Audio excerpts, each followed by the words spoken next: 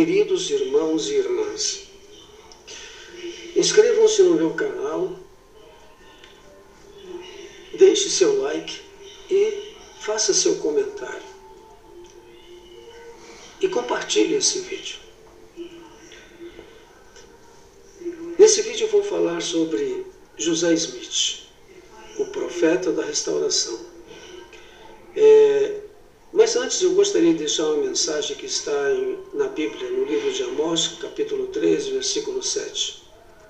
O Senhor Deus não fará coisa alguma sobre a terra sem antes revelar os seus segredos aos seus servos, os profetas. Acredito que muitos hoje em dia perguntam: onde estão os profetas? Onde estão as revelações, os dons e visões? Bom, eu vou explicar para vocês. Quando José Smith tinha 14 anos de idade, quis saber a qual igreja deveria filiar-se. Por isso perguntou a Deus em sincera oração.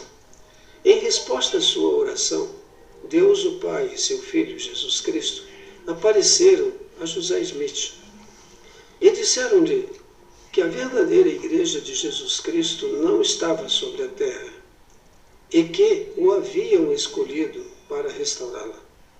A partir daquele dia, José trabalhou a serviço de Deus no estabelecimento da Igreja de Jesus Cristo dos Santos dos Últimos Dias e na edificação do reino de Deus sobre a terra nos últimos dias. Os membros fiéis da Igreja testificam que Jesus Cristo é o Salvador e Redentor do mundo. Hoje, Jesus dirige sua Igreja por meio de revelação a um profeta na terra. José Smith foi um desses profetas. Embora José tenha conseguido muito em sua vida, mais importante foi sua dedicação em ser discípulo e testemunha de Jesus Cristo. Ele escreveu: depois dos muitos testemunhos que se prestaram dele, este é o testemunho último de todos, que nós damos dele, que ele vive. Isso está em Doutrina e Convênio 76, 22. Aqueles que receberem o testemunho do profeta pelo poder do Espírito Santo saberão que o trabalho que ele foi chamado a fazer é verdadeiro.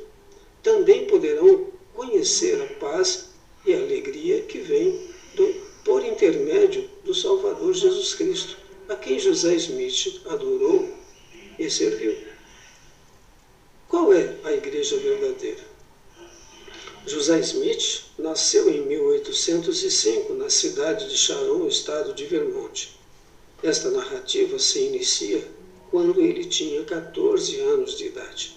Morava com sua família em Nova York e refletia seriamente para saber qual igreja deveria unir-se. O que se segue é a experiência de José em suas próprias palavras. Durante esses dias de grande alvoroço, minha mente foi levada a sérias reflexões e grande inquietação. Muitas vezes disse a mim mesmo: que deve ser feito? Quem dentre todos esses grupos estão certos? Ou estão todos igualmente errados? Se algum deles é correto, qual é? E como poderei sabê-lo? Em meio à inquietação extrema causada pelas controvérsias desses grupos religiosos, li um dia na Epístola de Tiago, 1º capítulo, versículo 5, o seguinte: e se algum de vós tem falta de sabedoria, peça a Deus, que a todos dá liberalmente, e o não lança em rosto, e ser-lhe-á dado. Jamais uma passagem de Escritura penetrou com mais poder no coração de um homem do que essa naquele momento no meu. Pareceu entrar com grande força em cada fibra de meu coração. Refleti repetidamente sobre ela, tendo consciência de que se alguém necessitava de sabedoria de Deus, era eu. pois eu não sabia como agir, e a menos que conseguisse obter mais sabedoria do que a que tinha, então nunca saberia. Pois os religiosos das diferentes seitas interpretavam as mesmas passagens de Escritura de maneira tão diferente que destruíam toda a confiança na solução do problema através de uma consulta à Bíblia. Finalmente, cheguei à conclusão de que teria de permanecer em trevas e confusão ou fazer como Tiago aconselha. Isto é, pedir a Deus. Resolvi pedir a Deus, concluindo que, se Ele dava sabedoria aos que tinham falta dela e concedia liberalmente, sem censura, eu podia aventurar-me. A gente vê que aquele jovem de 14 anos só queria saber qual igreja se filiar, mas nenhuma resposta era plausível. E aí então ocorreu aquilo que nós chamamos de primeira visão. Assim, seguindo a minha determinação de pedir a Deus, retirei-me para um bosque, a fim de fazer a tentativa.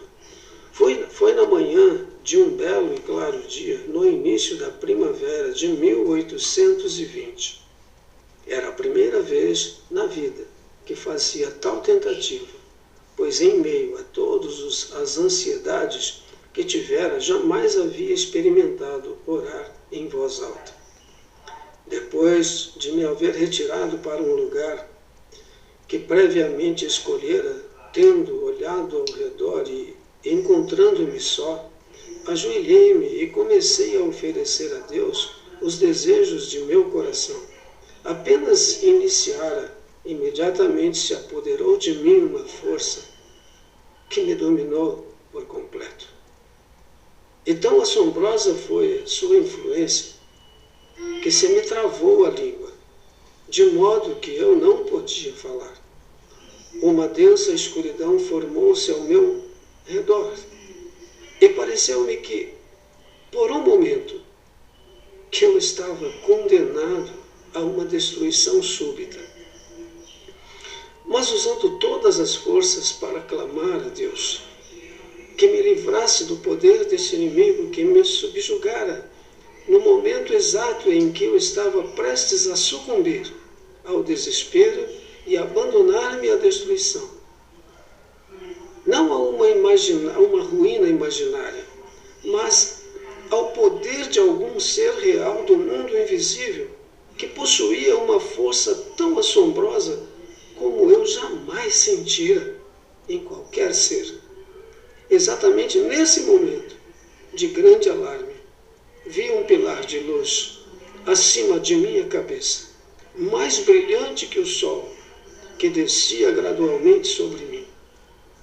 Assim que apareceu, senti-me livre do inimigo que me sujeitava.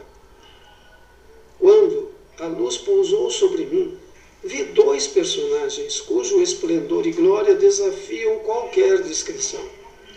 Pairando no ar acima de mim, um deles falou, chamando-me pelo nome, e disse, apontando para o outro: "Este é meu filho amado, ouve-o."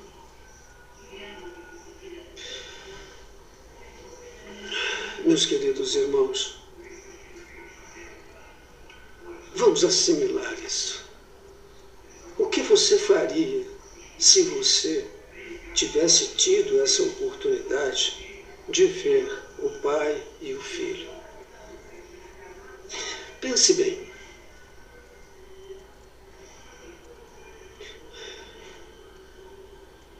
Poderia negar. O apóstolo Paulo também teve uma visão parecida. E ele pôde negar que teve a visão? Ele pôde voltar atrás e fazer o que não devia fazer, a não ser testificar da verdade que havia visto? Assim foi José Smith. Gente, uma coisa é você ver Outra coisa é quererem fazer você dizer que não viu. As pessoas queriam fazer com que José Smith não tivesse visto nada, mas na verdade ele viu, por isso testificava. Então, só me resta prestar testemunho de que José Smith viu o Pai e o Filho. Ele morreu testificando estas coisas. E eu também testifico que é verdade. Ninguém pode fazer alguém negar aquilo que viu. E eu deixo esse testemunho em nome de Jesus Cristo. Amém.